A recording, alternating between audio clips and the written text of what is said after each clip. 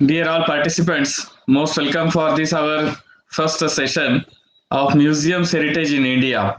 मैं आप सभी का यहाँ पर स्वागत करता हूँ और हमारे आज के जो इनाग्रल इस सेशन के जो चीफ है डॉक्टर अंबिका पटेल मैडम, मैं उनका भी यहाँ पर स्वागत करता हूँ। मैं पहले तो नमस्ते। मैं पहले जिस ऑर्गेनाइजेशन ने जिस इंस्टीट्यूट की तरफ से ये कोर्स का आयोजन किया गया है, बस दो लाइन उसके बारे में कहना चाहूंगा। Deccan archaeological and cultural research institute, actually doctor V Krishna Shastri, the founder of archaeology department of Andhra Pradesh. He was the first chairman of this Deccan Archaeological Culture Research Institute, and with the collaboration of Dr.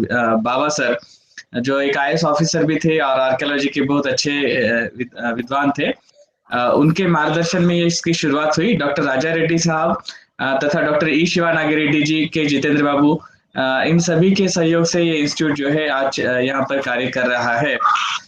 हम खुद को गौरवान्वित महसूस करते हैं कि जिस course की हमने शुरुआत की उसके लिए हमारा पहला ही सत्र जो है अंबिका मैडम उसका ये कर रहे हैं, तो मुझे बड़ी खुशी है क्योंकि मैं कई सालों से सिर्फ फोन पर बात करता रहा, मगर पहली बार आज हम यहाँ पर इस ऑनलाइन के माध्यम से क्यों न हो मगर सामने मिल रहे हैं।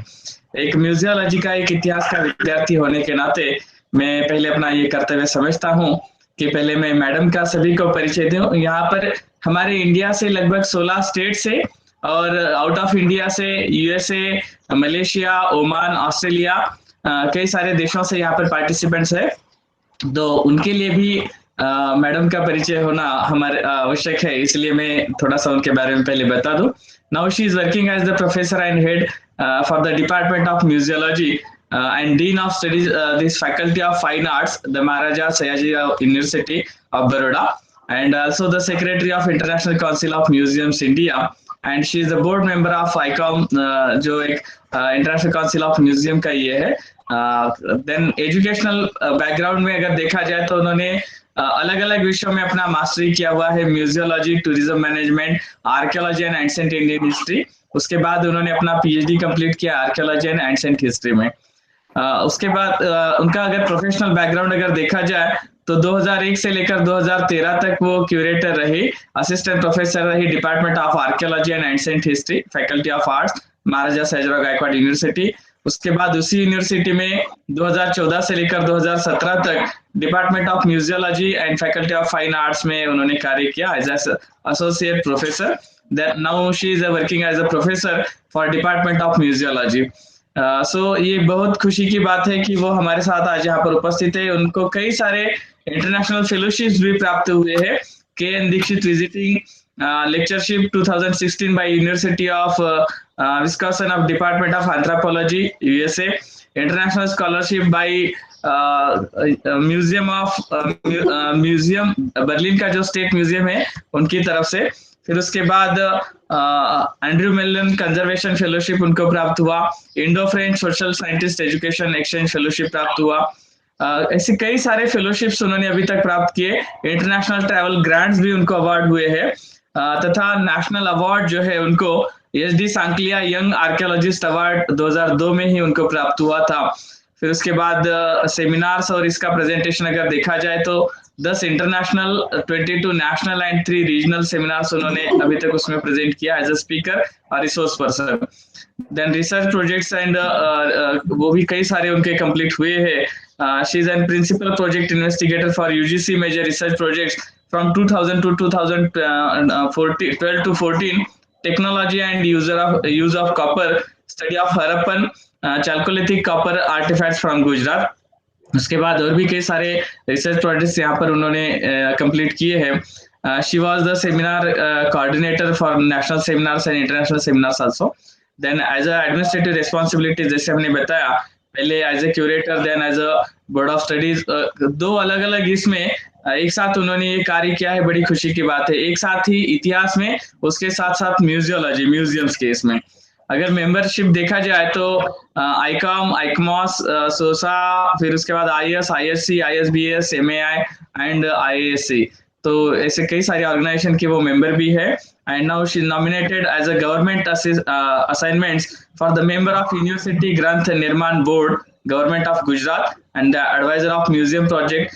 जो स्टैच्यू ऑफ यूनिटी जो पूरे दुनिया के लिए भारत की भी एक नई पहचान बन चुका है, उसके कमिटी की भी वो मेंबर रही है। And museum activities and exhibitions education, अगर ये देखा जाए तो भारत के बाहर भी कई सारे म्यूजियम एग्जीबिशंस प्रोग्राम्स भी उन्होंने ऑर्गेनाइज किए हुए हैं। तो इस विषय में जिनको मैं पर्सनली भी अपना गाइड मानता हूँ, और मेरे जैसे कई सारे म्यूजियोलॉजी के स्टूडेंट जो है वो अपना गुरु जिन्हें मानते हैं, मैं से हमारी आज की व्याख्याता जो है अंबिका मैडम का यहाँ पर स्वागत करता हूँ और उनसे रिक्वेस्ट करता हूँ कि कृपया आज के अपने सेशन की शुरुआत करें। Most welcome. नमस्कार भुजंग जी, एंड नमस्कार to all of the participants. मैं ये पहले समझना चाहूंगी, पार्टिसिपेंट्स आपने बोला काफी, you have many participants across the world, you said from Malaysia, across the continent, Southeast Asia to whatever regions. मैं ये समझना चाहूंगी कि what is the nature of the participants, accordingly मैं उस तरीके से मेरी directions लूंगी, कैसे क्या बात करनी है, कैसे करनी है। Definitely I have made up a point based on the topic which you had given. But I have been seeing many elders sitting over here, so it should be interesting to them also, because I feel 5% are the elders which are from the museum profession only, such as our Nagpur Central Museum and that all, and other all are the research scholars. So no problem. Okay. So what I'm going to do is that I'll be starting with the PowerPoint, but before getting into it, thank you for giving such an elaborate description about myself. I have not done that much, but anyway, it is the Almighty's, I thank Almighty for giving me such opportunities so that I can interact with many professionals throughout my career. As like today also, like, people sitting across, and then online has made the new normal where we can able to reach many people. And also I think if I speak in Hindi, and if any one of you need bit of English, I will be speaking in English, sorry. But if you want some Hindi, let me know so that I'll mix up things and then go hand in hand. So I think, so in that case, with all your permission, let me start my PowerPoint. Is it okay, Bhujang Bhai? Yes, yeah. Most welcome. Yeah, some Tiggy Ellen said in the chat box, she said she wanted in English. Definitely, Ellen, I'll be talking in English, but since seeing so many crowd, which possibly a regional crowd, I felt it may be better to include Hindi also in some of the discussion points so that others also could enjoy. Okay, so moving on to my presentation, Bhujang Bhai, I'll be sharing my... One second, let me open up PowerPoint.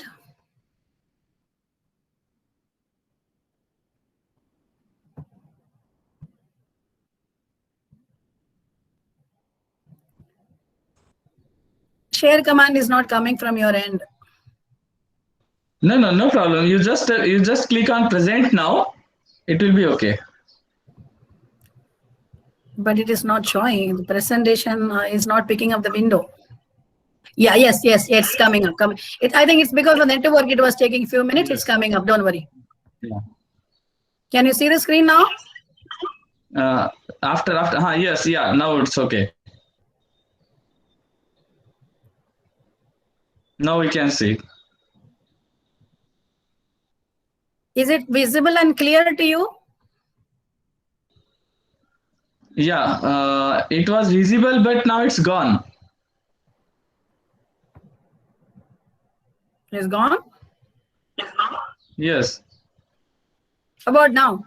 It was on and again off.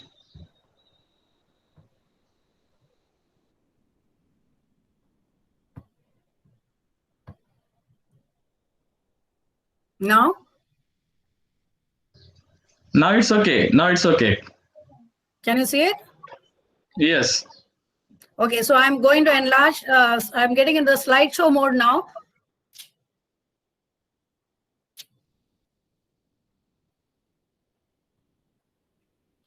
I think slideshow mode is taking a little bit of issue because of the large file. Is this screen is okay for you to see? Yeah, yes, okay, it's okay. Okay, so I'm starting with the PowerPoint.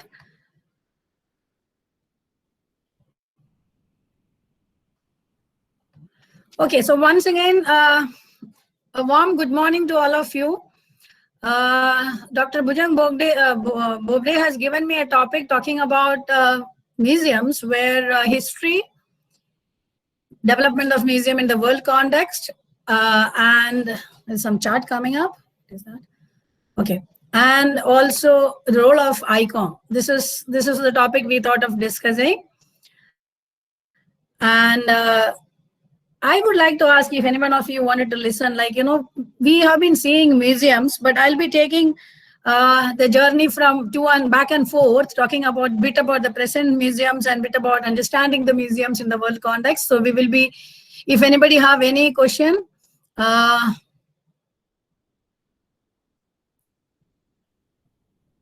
what is the chart? I think somebody is charting and I'm not able to see what exactly they are asking. No problem. We can see all the charts at last only. Okay. So I'm going ahead with the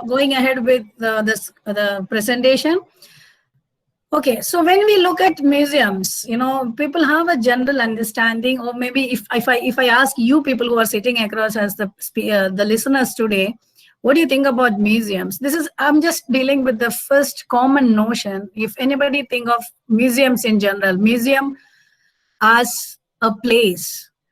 When we see museums, general approach is that whenever we talk of museum, people have a common notion thinking that museum is not thinking, it is the understanding where all these years museums were focused on collection. Museums were known for its collection. We have kept seeing many types of museums, multi-purpose museums, specialized museums, but the museum and its essence was always based on its scope. When I say scope, it means the collection makes the backbone of the museum. If it's a textile collection and a specialized museum, if it's a textile museum, we say it is the scope of the museum is based on the textile collection. So if it is a multi-purpose museum, you'll be hearing from many people down the line in the next days which is going to come.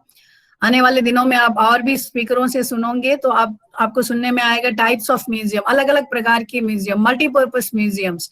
So we have looked at museum in a way. Museum is the place where collection is on focus. We are trying to understand the museum in its perspective of collection. So when we look at the general approach, हमें ये पता चलता है museum means, what is a museum? Museum means a place where a lot of collection is kept, so it has certain functions like collecting. So, if you look at different museums, like think of a museum which is an archaeological museum. Archaeological museum will be collecting its collection from archaeological methods. It's from exploration, it's from, excavations. So it has a method of its collection. If you're getting into a multi-purpose museum, then the museum collection may be coming by purchase, maybe from donations.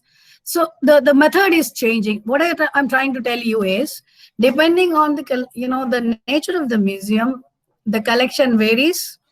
The scope of the museum, the collection varies. So the collection makes the backbone. But the way of collecting, कैसे collect करनी है, depending on the museum and the scope and the subject, the discipline into which it is, the methods slightly vary. Like anthropological museums, they collect from anthropological field works. Ethnographic museums, tribal museums, you go for field work, approach the communities, collect the object, and then display it. What you see in this picture is a folk museum, which is a Shreyas Folk Museum from Ahmedabad. So what you see are basically the object which is displayed. And you can see that the way it has been displayed, too many objects which is on display, because they are collection focused. Their emphasis is more on showcasing as much as they can, share whatever they have through the display. So again, I'm taking you to the functional perspective, where हमें ये समझनी है कि museum का functions. So basically, when we say it is collection based, collecting itself is the first and foremost principle function. Then yes, we have collected the objects. Now we have to preserve them. So preserving and conserving, giving them better house, giving them better environment, keep them in the better way. If it is in store or if it is in display, wherever. See, the object which is coming to a museum have two different places it has its life can go. It can be in a storage of the museum, or it can be on display. Because if we look at many of the museum in India, we have huge amount of collection, but large amount of the collection is inside the store, and maybe 20 to 25, 30, at the most by 40% of the object will be only on display. So when we look at the materials, the collection, the objects, the artifacts, the antiquities, majority of the things may be in the store. So the point is, whether it is in the store or it is in the display, we have to preserve them. We have to give them the better environment so that their life will be extended, because we are holding this collection for the benefit of us as well as for the benefit of the next generation, for the posterity. We have all this heritage material from different places, from different areas, different locations, which is coming inside the museum. So we are now, the story what I'm telling is basically revolving against the collection. Now, so we have collected, we have preserved them whatever way we could do in the best possible manner, and then हमें ये सोचनी है, they have to be exhibited. See, the way you are seeing now in the folk museum, it is exhibited. It's a part of a permanent gallery. It's a part of a permanent exhibition. Now, when we talk of exhibition, it can be a permanent exhibition, it can be a temporary exhibition, it can be a traveling exhibition, it can be a photographic exhibition of the object which can go from place to place again. Now we are doing online exhibitions, virtual exhibitions. So there are variety. We are not getting into that. But exhibition is one of the main function, because you have certain things in your collection. You have kept them well, but at the same time, you need to outreach the society. You need to make people understand what you have. People should know what you have. So you have to exhibit them whatever way you can. So exhibition is another function. We are focusing again, collection in the form of an exhibition. Not every collection at one time, but we have to think of what we are doing. That's altogether a different area of discussion again. Now moving on, so you can also think of educating the public, because people are coming, objects are there. When we exhibit, we have to make a point that the exhibit has to speak. Many a time you have the static display. We will talk about that in the next coming up in future PowerPoint slides. And then, so an aspect is education, educating people. When we say education, when we want to connect museum with education, it's like museum as an informal center, museum as an informal place where people can gain knowledge. People can learn informally. It is like a happening place. You are learning.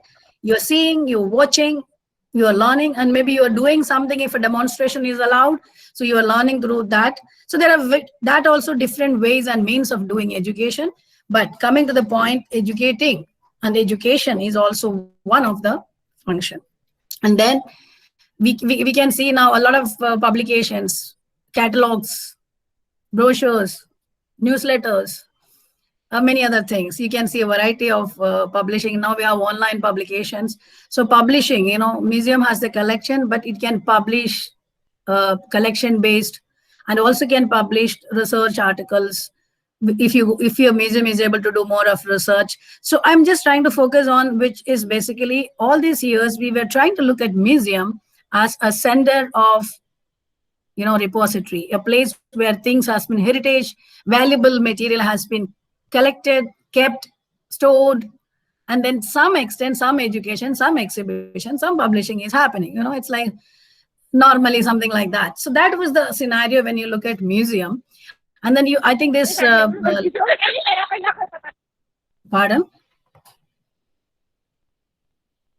Hello? Request to other all, please mute yourself. Request to all of you others, please mute to yourself. Madam, please continue.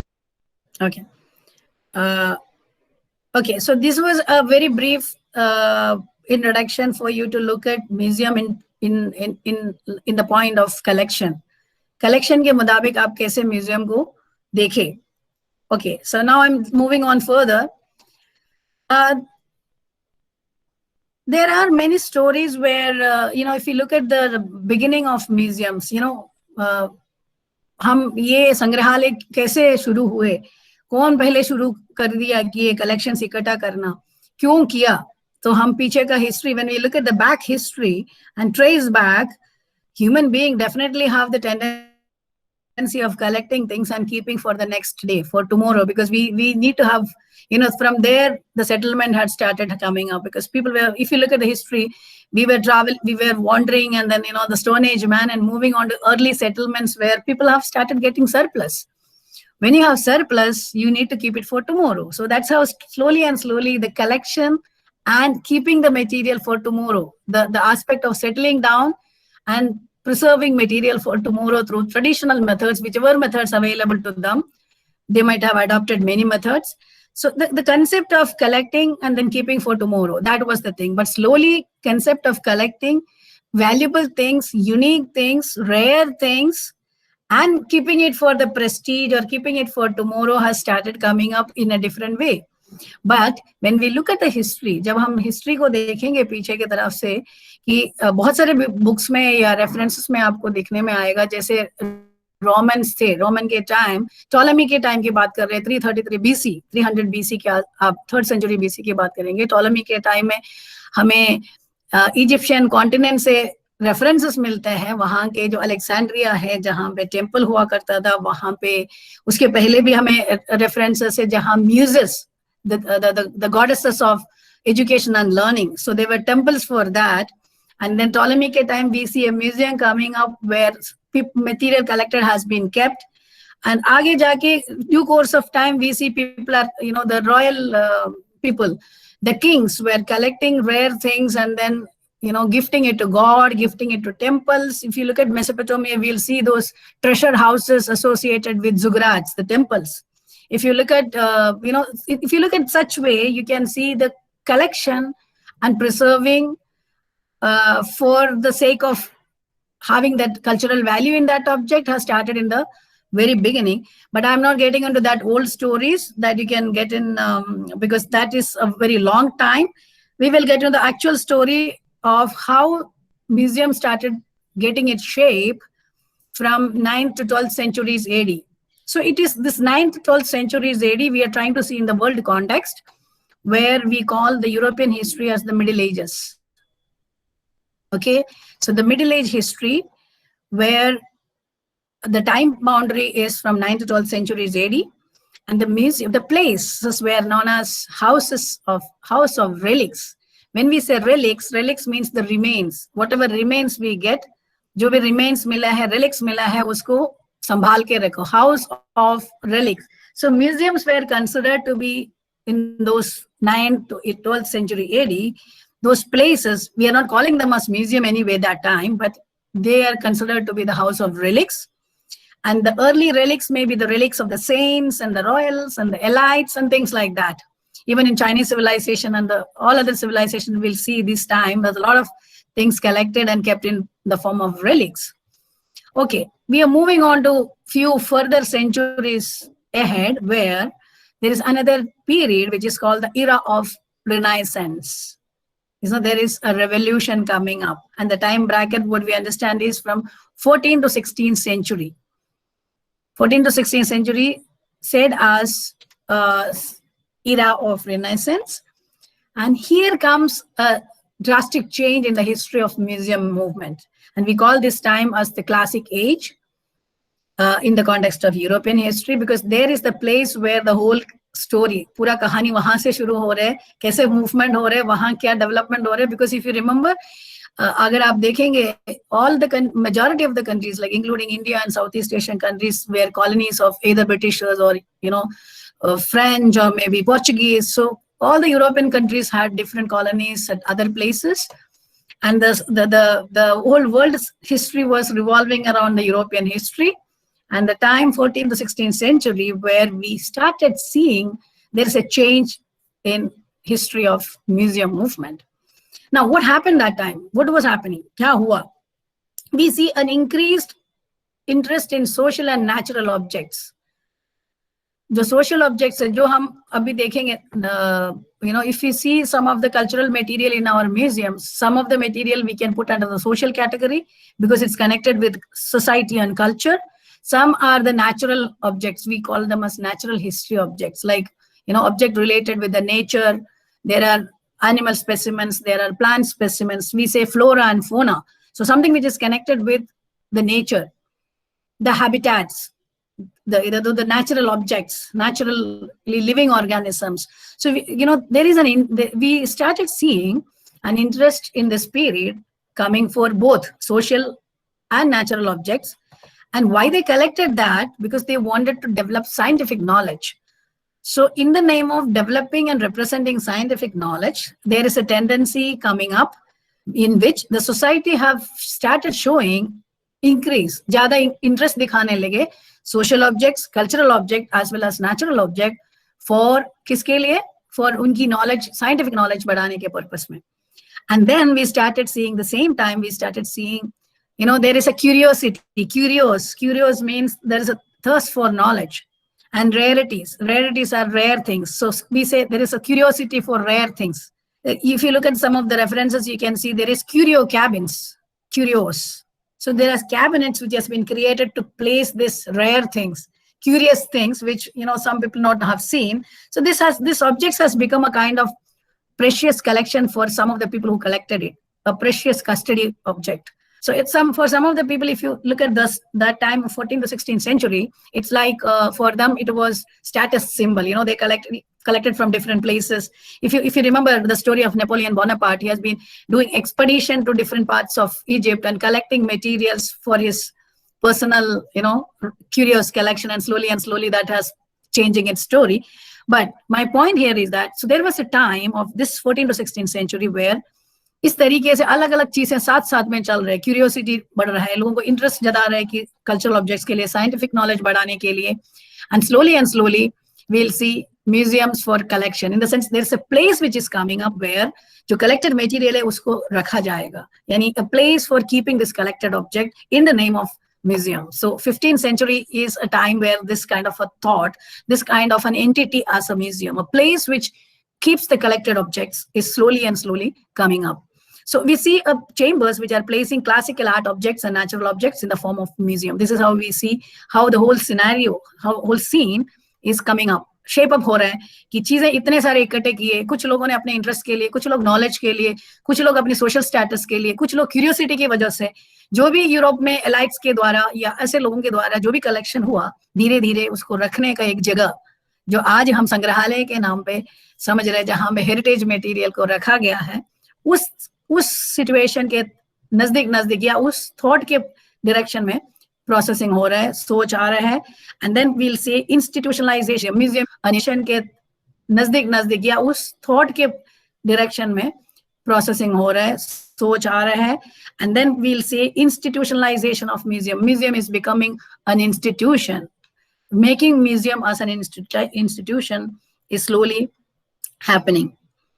So 14th to 16th century is very, very important for us. Now we'll move on to the next centuries. Okay, before getting into it, let me get into a simple point. So now we see people have collected. So collect, conserve, and communicate. This is the main function, what now the museum is doing. But when we look at the 14th, 16th century, this has not yet reached that point, slowly coming in, because there is a house. Museum is becoming an institution slowly. But these points will be now coming up. We'll see how people started sharing their collection with others. So, to share the collection to the public, showing and showcasing the collection. Now we understand that is in the name of display. We are organizing a collection in a very specific way with enough light, enough writing, descriptions, all kind of settings. We say we displayed or we exhibited a collection to communicate with a specific target segment or maybe serving a specific segment of the society. We call it as we are exhibiting. So we slowly will see it is not just kept inside, but the aspect of communication, the aspect of sharing that with the public through various methods of either it is display or exhibition or whatever way we'll define it later, but an aspect of communication. This is what I wanted to emphasize. Others should know what others have. It's a kind of a public kind of a participation coming up. So moving on to the next age, or maybe next centuries, 18th century is very, very important for us in the world context, which is known as the industrial age. The time industries are getting into dominancy. Industrialization is happening in the part of modernization and industrialization. But we just have seen from 14th to 16th century, which was the classic era. So people have now a lot of collection at different places, curios, and then other locations where collections has been stored. Now comes the interpretation aspect. Interpretation. Object के बारे में interpret करनी है, उसको समझनी है और समझाना है. You have a lot of things. People have got, like if you talk of Napoleon Bonaparte, he has got a lot of collection from Egypt, expeditions to different part of the world, and getting, like Britishers have looted all the material from us and then took it into their museums. So like, you know, in all colonies, whichever European colonies, whichever countries were dominating, they were taking the materials and displaying it at different museums. So those museums now, the 18th century is the time when we see a lot of material has been, classical antique material has been accumulated in various locations, so-called locations and places of Europe. But now comes interpretation. We need to have interpretation, because interpretation is very, very important, because that gives value to the object. If you don't understand what is an object, what is its value, what does it talk about, why it is significant, what is its story behind. So if a visitor, if a person who see an object, if you don't understand, then it is meaningless. So it's like interpretation. We need to interpret the objects, and you know, so there is the time, this 18th century is a time, slowly we'll see there is an emphasis on interpretation. And whether it be classical antique object, or it may be fine arts objects, or it may be in architecture, sculpture, painting, whatever. But there is an effort, there is an attempt of making objects communicable, making object understandable to the people, sharing the object, showing the object to the people, and then thereby information of interpretation in the name of communication is getting extended. So now this has become a part of slowly, and you know, this aspect of interpretation. And where I'm trying to say that this architecture, sculpture, and paintings as a part of museum collection. So slowly this collection is becoming meaningful. People are trying to understand, and people are getting understanding because somebody is sharing. It's not just kept and stored. There is a kind of, see, the point here we have to remember is slowly the museum concept of, you know, sharing and caring and showing people, and that's why the heritage is getting a value. People understand the heritage objects. People value the heritage objects unless they know about it. So testifying it, not only the historicity of the object, but the materiality and the meaning. So when we coming to the object, we are not just saying it's a historic object, but it's material. How is it made? Why is it made? Who has made it? What's its meaning? Simply taking up, if an example of a small object, you know, of a small object, I could show you something like possibly, when we talk of, this was a small object, I thought I should just show you. This is a small object from an Egyptian, you know, you all know this is Sphinx, a copy of a Sphinx. So now if you look at this, somebody sees, some will understand who knows about the history. But this object is not simply talking about its historicity, but it has a value. Why this is a miniature of the huge Sphinx, which is in front of the pyramid in Egypt, where why have that architecture, you know, the monumental structure has been built. Now we need to bring in the small, minute scale size of sculptures of that bigger ones inside the museum so that people could see it. So we can even think of some other smaller object, whatever you can imagine of objects you have seen. Or maybe I could pull out another object and show you a metallic object. See, something like this. This is a metal casted, Dogra casted object from, I got this from IGRMS, the Indira Gandhi Manav Sangrahalaya, where they have done some workshop, and these tribals make this kind of object. Now my point here, if you look at this object, this tells a lot of story to us.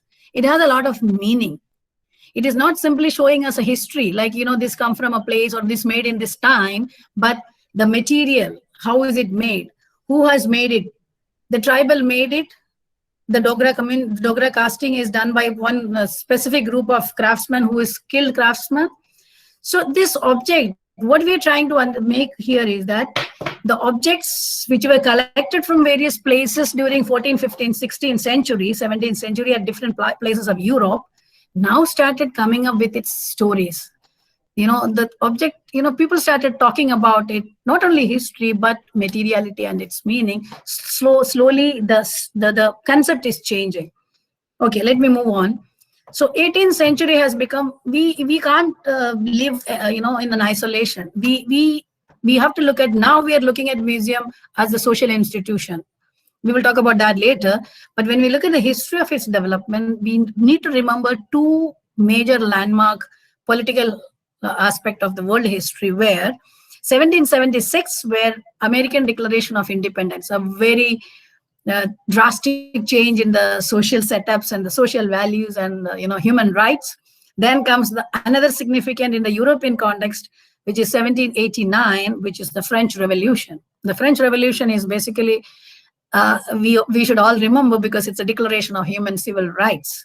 So now you will wonder why it's connected with us, because for us, for the heritage people, the cultural people, the people related with museums, culture and heritage, for us it is so important, because these two revolutions, landmark events, one in American context, one in European context, in both these continents, two different regions, two different very tremendous changes which is coming up with. The emphasis has to be on this invaluable social reforms and tremendous advancement in the field of science and culture, because there comes the turning point where science and culture is coming up as a very, very valuable aspect along with human rights. So like a balancing of culture, human rights, science, knowledge, everything going hand in hand. Then we'll see a new development. What is the development? Intensified the collection of objects. It has started emphasizing on collection as one of the major point, intensification of more and more objects, and then gradual increase of public access. See, here we are talking about human rights and civil rights. So everybody in the society is entitled to access if a museum has certain things. So increase in understanding, increase in sensibility of public access, or maybe the notion towards public access to museum collection. So this is how the background is created. And then if you look at the museums which has come up in the early situations, the first national museum in the world, which is the British Museum, which is in 1753. So British has come up with their first national museum, which is at the national level. And the first public museum in America, which is in Charleston, South Carolina in 1773. I'm talking about the 1770s, 1750s and 1770s and 1790s, because it's 18th century beginning, the worldwide situation, what is happening. And France opened up the Palace of Louvre as the museum to the public. Very drastic change after the French Revolution. So the palace, which has a huge collection, Palace of Louvre, become a public entity as a museum. And then Spain also opened up its national museum, but it has come up with natural history, natural sciences. So it's a science museum which is coming up. This is a royal collection from worldwide. Whatever and however, what we are seeing is in this time, throughout the world, museums are coming up with a very dominant collections. So what we are seeing, what we are seeing is 18th and 19th century, a new trend in Europe, where museums, this is the point we have to emphasize. Museum is becoming a new public institution. It is not a repository. It is not just a storehouse. It's not a place where things are materialized. It's like the museum is becoming a public institution. Now we have to look at museum as an institution which is serving the society. It is not just, if it is stagnant, if it's not dynamic, if the museum is not doing anything, people will have such kind of complaints. We really have, the civilian has to have, understand, we have to make our people realize that it has to be serving the society. We'll talk about that slightly later. हम आगे थोड़े से बात करेंगे उसके बारे में. So ये कहानी है, ये story ऐसे historic development हो रहा है. 18th-19th century में museum is becoming a public institution. Now, when we look at museums movement in America, the story there is slightly different. The story there is, there are more of societies, there were different foundations, the private bodies, private initiatives, and different committees. There are many committees has come up. There are many people who were very rich. So private initiatives was more in American context as compared to Europe. The PLS Museum was founded in America in 1786. And the world famous premier institution, you must have heard of this, Smithsonian Institution in Washington, D.C., the most premier museum institution in the world now, which established in 1846. Then all of you must have heard of this Victoria and Albert's London, V&A, came in 1851. And the Metropolitan Museum of Art, Met came in 1872, which is in New York. And National Museum of Japan. I'm just pulling out only few so that you'll get an idea, worldwide idea of 18th century, what is happening in America, what's happening in Europe, and this museums coming up in US, UK, in Japan. So you'll see in different world scenarios, the metropolitan cities and the cosmopolitan cities and some main pockets, wonderful museums with excellent worldwide star-class museum. We can say they're star-class museums with star-class collection, worldwide collection in their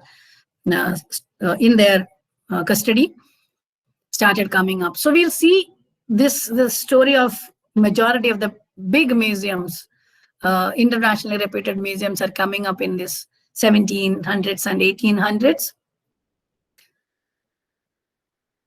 So what we have seen till now, हम अभी तक क्या देखे हैं कि there is a tremendous museum movement around the world.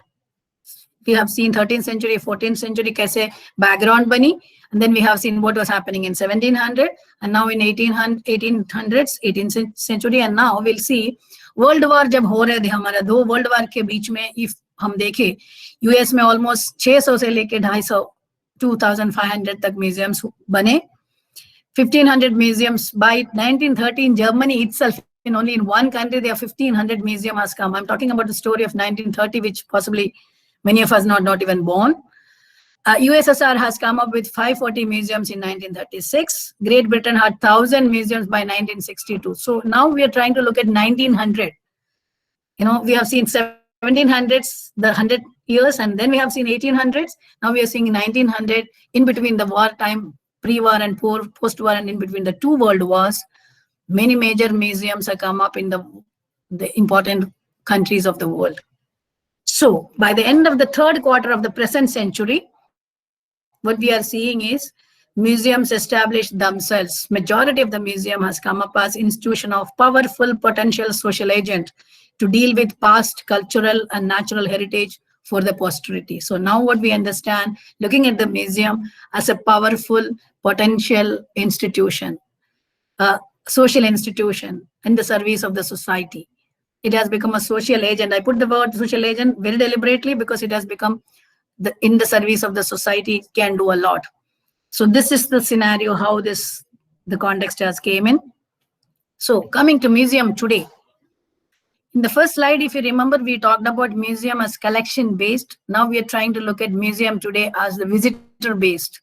We really have to make, अगर हमें museum को पॉपुलराइज करनी है, हमें म्यूजियम को वाइब्रेंट बनानी है, हमें म्यूजियम को डायनामिक करनी है, खाली हमारी टेक्नोलॉजी से काम नहीं चलेगा. टेक्नोलॉजी चाहिए ही चाहिए, but at the same time we should have more focus on the people who are coming in.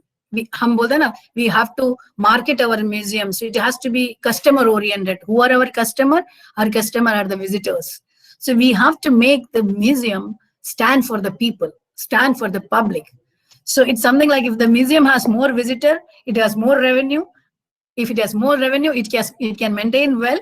So we can then brand the heritage objects placed in the museum as brand valued objects, visited by, seen by, understood by, large number of people in the society. So then it becomes the museum become an essence of the society, and in powerful social entity of the society, wherein the museum is, extending its collection through various methods, but the focus is people, the visitor. They have to come, they have to see. So museum is now slowly evolving out, a place for community engagement. If you see, many museums nowadays do community outreach programs. The community people will come and see what the museum has in their collection.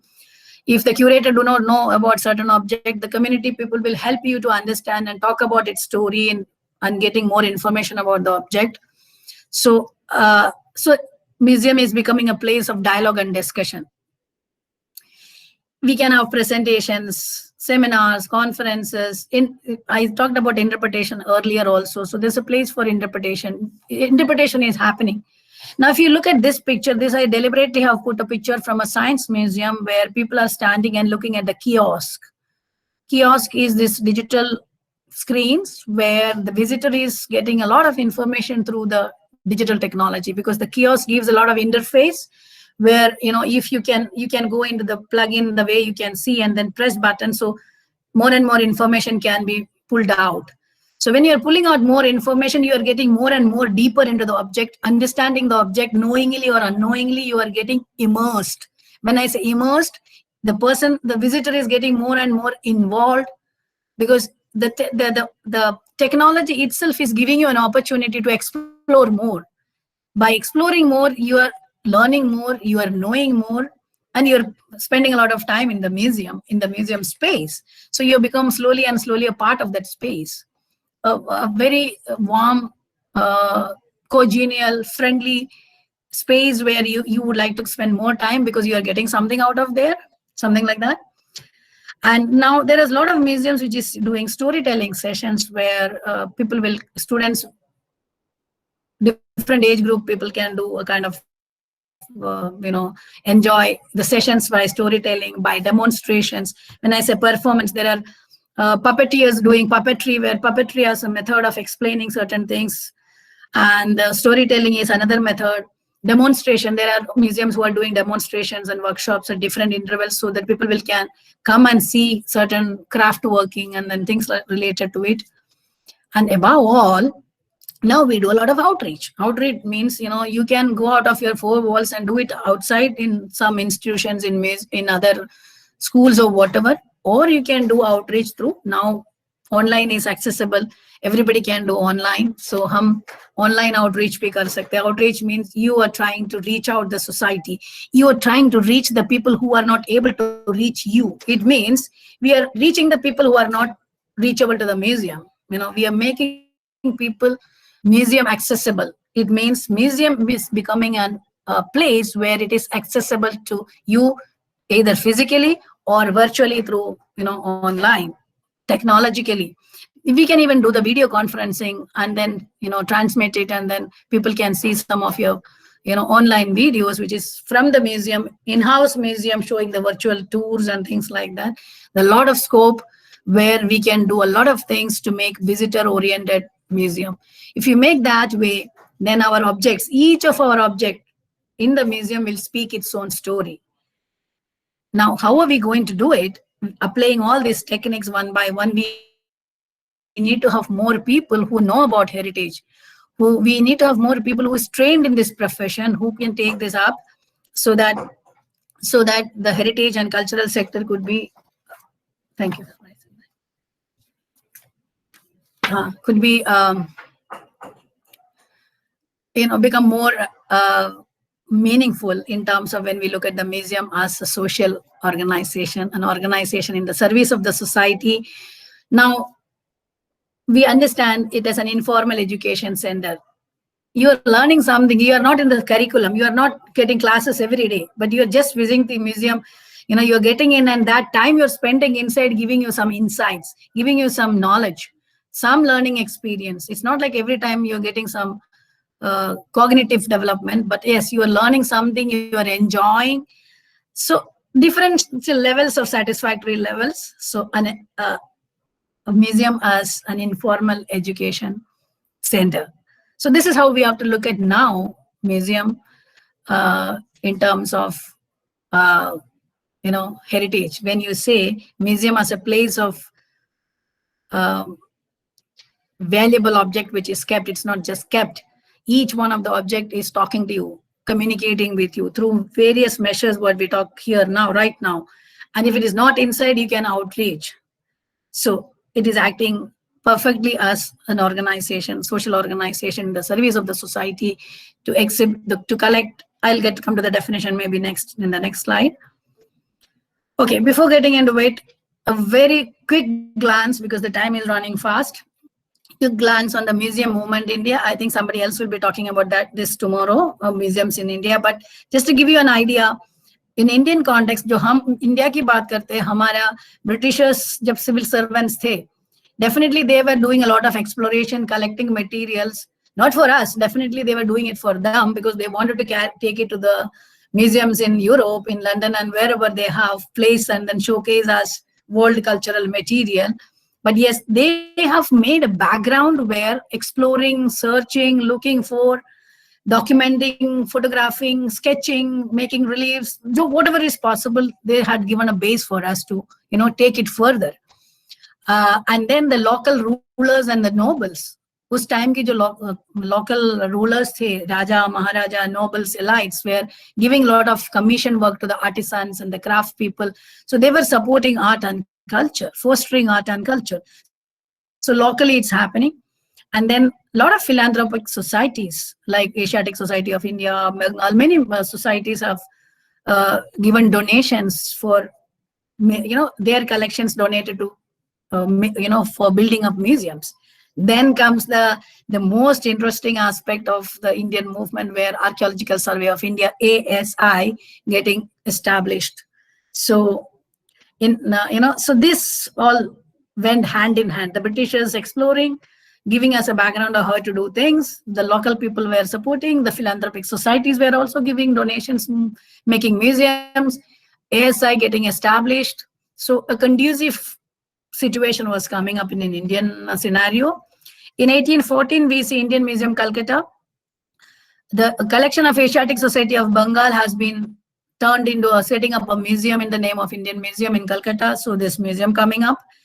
Then Madras Literary Society have proposed setting up a museum of economic geology in 1851.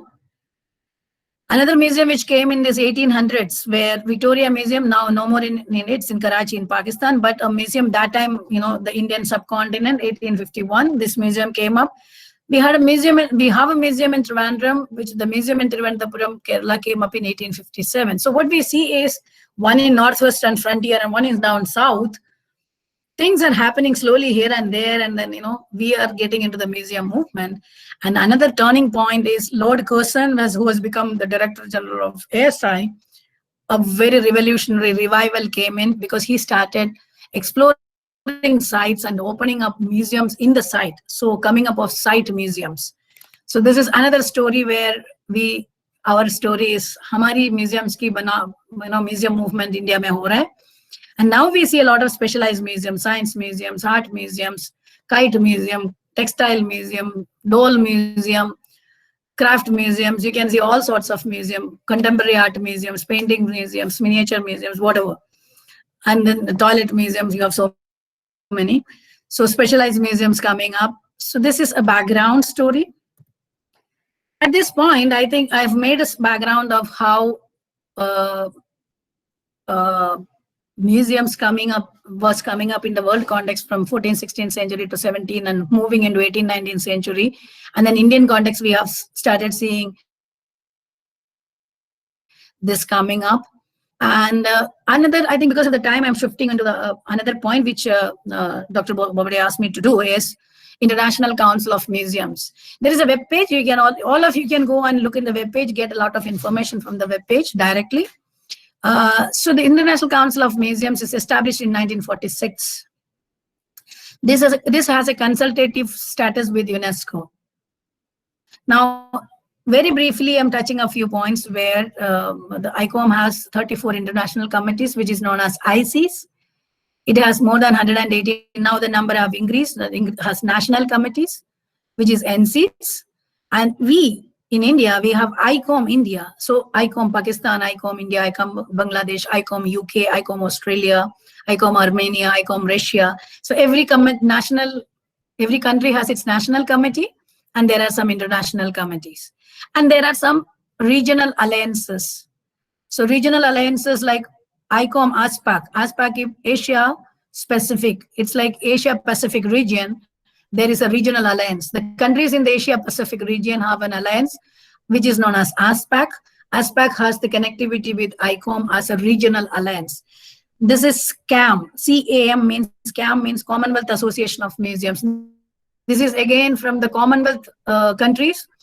The Commonwealth countries have an association which is known as Commonwealth Association of Museums. So that is another regional alliance, RA, Regional Alliance for ICOM, International Council of Museum. So when you look at International Council of Museum, it's a broader upper body which has national committees, which has regional alliances, and also has international committees. Now, why these international committees? These are few international committees. I would request all of you to go to the web page, ICOM web page. I had given this address here, web address. You can go and please look for more data, more understanding. These are the international committees. Why this international committee? Because each international committee has a specific objective. Like if you look at CECA, CECA, CECA is for Education and Cultural Action. This international committee deals with only education and cultural actions of museums. Like this is CAMOC. CAMOC is the museums for cities, museums of cities. Some museums, this organization talks about those main city museums. Now there is AVICOM. AVICOM is audiovisual and new technologies and social media. This committee is dealing with helping museums for audiovisual technologies, social media, and things like that. Okay. Now AFRICOM is for museums in African countries. Only for African museums. You can go through like this. You can see CMUSET is science and technology. CAMCOL is the committee for collecting. ICMAT is for architecture and museum techniques. ICE is for exhibition and exchange. And there are many committees like this. I said there are so many committees. Each international committee has a specific purpose, specific function to do. And you can see what are their abbreviations. And there are museums for archaeology and history, committee for archaeology history, something for museology. This is for museology, for museum studies. ICOM CC is very popular because in ICOM India, our major members, large number of members are in ICOM CC, which is for the conservation committee. And there is something on money and banking museums. And there is something on training personnel, which is known as IC Top. A museum which is known as NatHist, not museum, the committee, which is known as NatHist, is natural history. Natural history has international committee as NatHist. अब मेरी मतलब इतना ही आपसे बताने का कि international committees की अपनी रिस्पॉन्सिबिलिटी आप देख रहे हैं, जिसकी टाइटल जो है उस हिसाब से उनका फंक्शन है, उस एरिया पे वो फोकस करते हैं, उस एरिया पे जो म्यूजियम है उनको हेल्प करते हैं. एंड आप लोग जो म्यूजियम से हो या जो भी फील्ड से हो, if you are a museum professional, you can become a member of this. Depending on what committee and what is your area of work, you can become a member of that committee after you becoming a member of International Council of Museums. But there are certain guidelines. Each and everyone will not be getting into becoming a member of ICOM. But the people who are directly connected with cultural organizations, museums, galleries, things like that, and foundation which is doing museum related works. So these are something about the international committees. Before I close, I wanted to give you a few lines about ICOM has come up with a code of ethics, which is known as ICOM Code of Ethics. International Council of Museums Code of Ethics is very, very important because it gives the guideline, the guideline for what is to be done by the museums, what are to be the better practices, how to take up the museum further, how museum should be conducted, museums activities should be conducted, what are the code of ethics for conservation, what are the code of ethics for administration, what is the code of ethics for, so code of ethics for each aspect of a museum function has been designed and it is you can access ICOM page, web page, and then their PDFs are available. You can download and read further for your further information. Free PDFs are available in the ICOM web page for this information. So ICOM Code of Ethics is the guideline, the principle, internationally giving guidance to the museums. What is the ethics for running the museums? And then one thing which is again important is the International Museum Day, which is celebrated in 18th May. Every country, every museum, wherever possible, whichever museum is possible, they could do the celebration. International Museum Day is celebrated. And 1955 International Council of Museums, ICOM has come up with definition of museum. The definition what we see now has been changing from time to time. Now we are defining and redefining. Now there is a big debate is happening for creating the definition of museum as per the new scenario, the present situation. But yes, in 1955, ICOM have come up with a definition, but the definition has slowly and slowly reframed and remodified a few times in between. And then, yes, in the museums, ICOM also talks about the tangible and intangible objects because we are talking about heritage. We talked about all tangible object which is inside the museum as in the tangible form. Whichever is in intangible, there is another committee which is known as ICH, Intangible Cultural Heritage. There is a group as well as a policy which was framed in by 1996. There is an ICOM handbook with standards how to document African collection. So this is African collection that is also connecting with intangible cultural heritage. And also I would like to bring your attention to few other things like disaster management, risk assessment, disaster assessment, disaster preparedness. So anything in relation with the disaster, because you have museum with so much of collection, you have rich collection with you, but you should know how to handle a situation if a disaster comes in, whether it is a flood, whether it is a typhoon, whether it is a earthquake, whatever. So there are guidelines. There is a committee which deals with disaster management in ICOM. So there is guidelines for that as well. Now, a thing which you should at least remember is the repatriation. This is a new thing where, some, like the Britishers has taken a lot of material from us and kept it there in their collection as theirs. Now we are claiming it back, saying that, hey, come on, this is ours, give us back. If we have proper documents saying that this is ours, we can always claim it back. But repatriation is basically started in a way where the communities, the tribal communities, majorly it started with African communities where, their own object has been kept in museum. Some of the object may be, ritual objects related directly with their faith and their practices and their beliefs and their traditions. So they wanted those objects kept in the museum back to their places where it has to be. So there is something like repatriation wherein, people are claiming back, taking the object to the actual context where it was there and to the community which has the actual right of keeping the object in the context, how it has been used and kept. So something as a repatriation is also in scenario and momentum. The heritage people should at least have an idea of this. I think by this, I'm just winding it up because the time is already up. And I should stop it here. Thank you. Thanks a lot. It's a wonderful journey of the museum movement in all over the world and in India too. आपने बहुत अच्छी तरह से ये सारा journey हमें समझाया, इसलिए बहुत बहुत शुक्रिया। मैं सारे पार्टिसिपेंट से रिक्वेस्ट करता हूँ, if you have any question then you can ask now please. अगर किसी को कुछ सवाल है तो कृपया आप पूछ सकते हैं। आप मेल आईडी भी शेयर कर सकते हैं, अगर किसी को कुछ भी अगर पूछना हो तो they can send all the time. We are always helping out smaller museums, smaller organizations, heritage organization, whomever want to get any help from, whatever we could help. Because we are in an academic institution and my basic profession is training museologists, future museologists who will be becoming, who will be the custodians taking care of the museum. So I'm just make it a point that the younger generation get into the right track with the right spirit and take care of the material in the right sense. so that we will have our cultural heritage kept in the museums, could be more communicable and more people know it in the real sense, and museum become a space of everybody's space, everybody enjoy, everybody learn, and a space of social dialogues and social space. And in true sense, it becomes the social entity.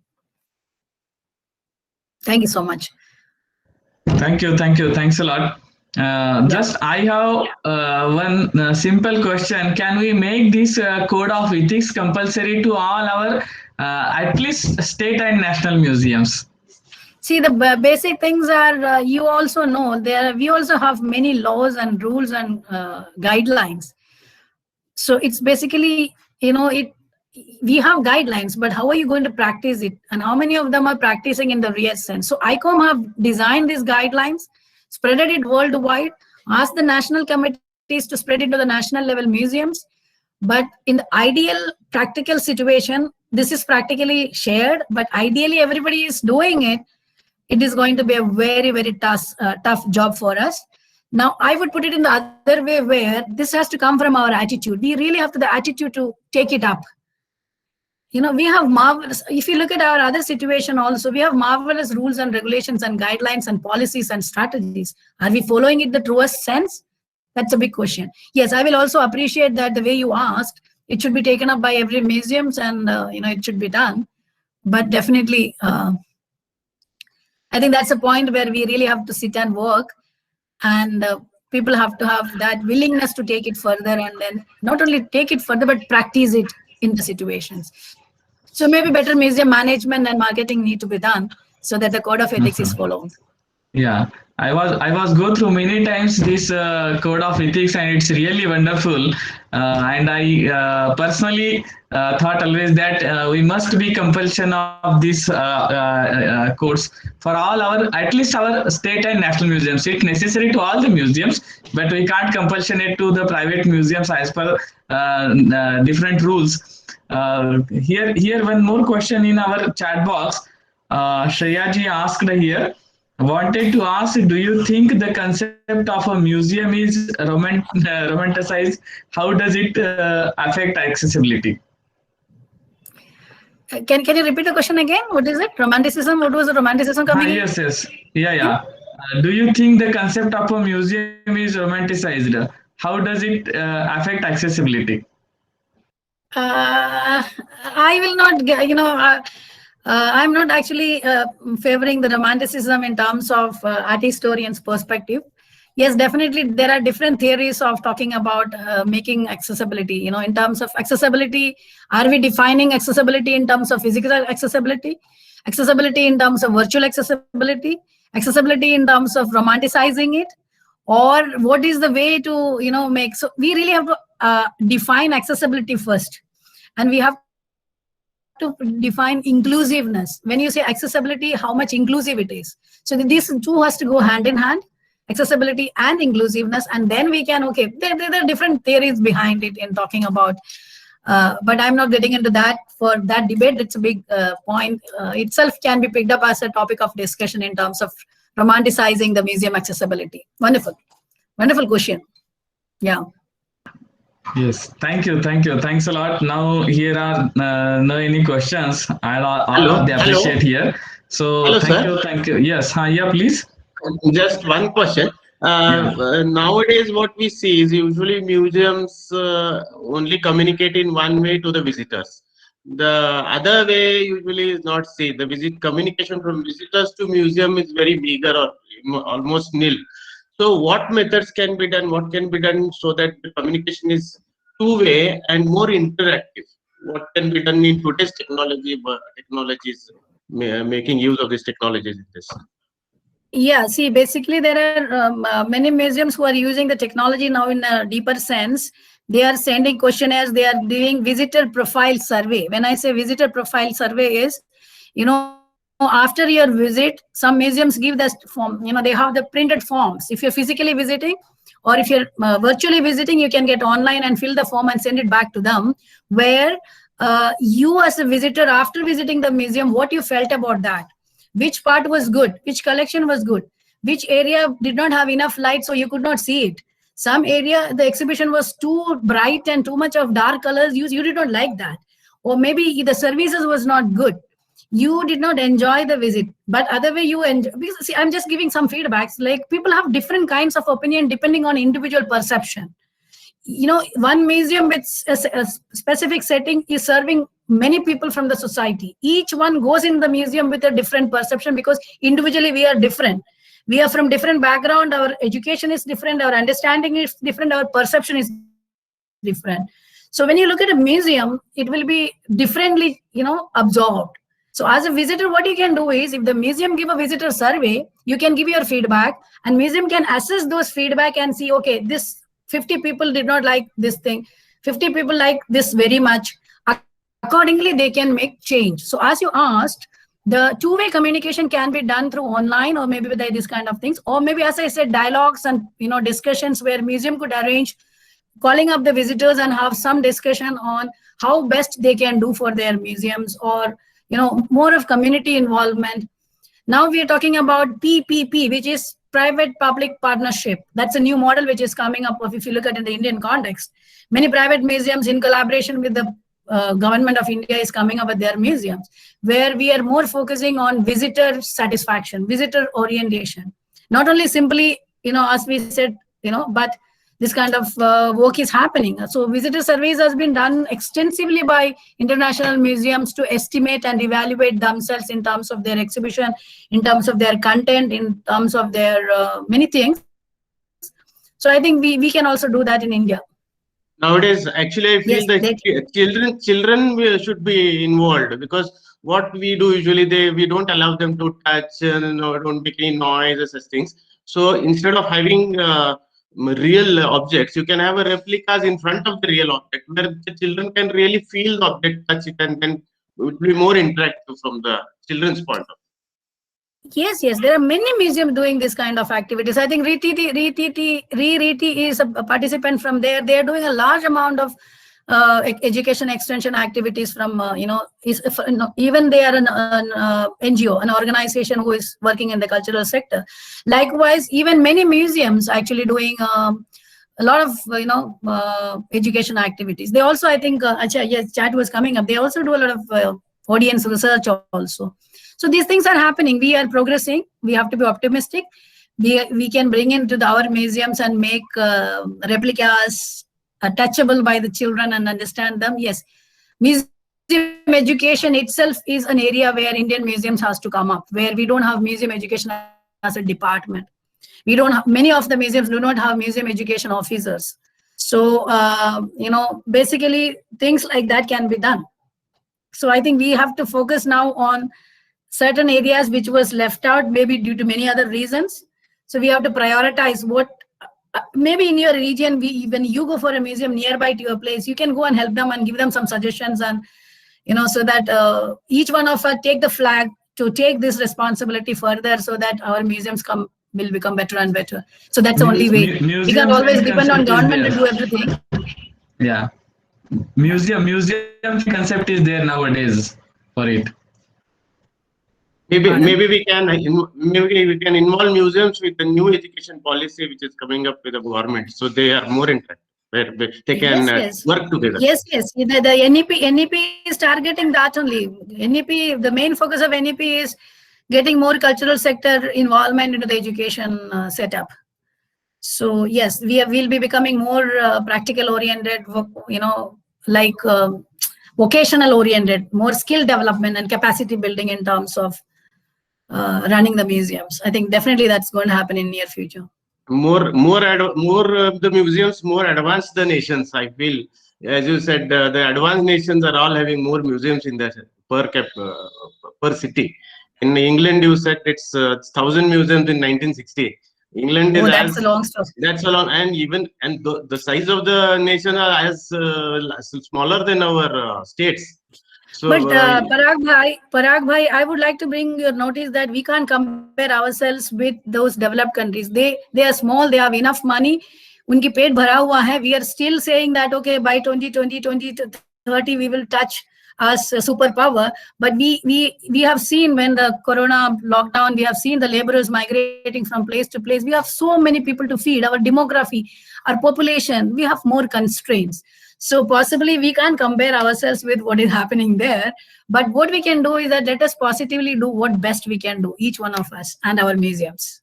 Thanks, ma'am. Thanks a lot. Yeah. Thanks a lot. Yeah. Very good. Bhujang bhai, can I stop here because I have a class by 12:30 to take up for my master students. Hello, Bhujang bhai.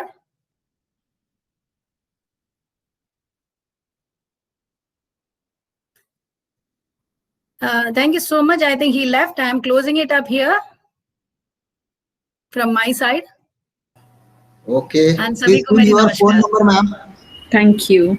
Thank you, Hello. ma'am. Thank you so Hello. much. Ma'am, please. Yeah. Phone number. Your phone number, please. 94260. 1 minute. 1 minute. I will write down. Tell me. 94260 94260 49 49 741. 741. Thanks a lot. Yes. Yeah. Thank you. I'm closing it up. Thank you for all. Sabhi ko meri Yeah. namaskar. I'm Bhujang bhai, very, I'm very closing sorry. it up. Yes. I'm very sorry. My connection worry, was no worry. off. Yes. No worry. This is the era of online, so we are all used to it. So don't worry. Yes. Yeah. Thank you so much. Bye-bye. Thank you. Yeah. Thanks a lot. Yeah. Have a Thank good you day. so much. Yes. Thank you.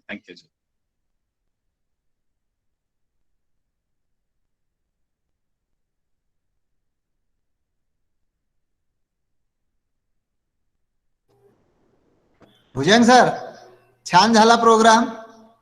Thank you. Thanks a lot, sir. थोडा म्हणजे ज्या लोकांना म्हणजे बरेचसे लोक आहेत असे, थोडस स्टोअर बद्दल पण सांगायला पाहिजे होतं. जी नाही आहेत ना, पुढचे सेशन आहेत त्याच्यामध्ये याच्याबद्दल आहेच. बर, thank you. Ji thank you. Thank you very much, sir. Thank you. Most welcome. Bhujan, Yes. Bhujan sir. Yes. Hello बोलिए. सर. हाँ. सर हे Yes. तुम्ही युट्यूबवर वगैरे असं ठेवणार आहात का? कारण मध्ये काय हा खूप लिंक वगैरे ना नेटवर्क कमी असल्यामुळे प्रॉब्लेम येत होता. Yes. Okay sir. Okay. Thank you sir.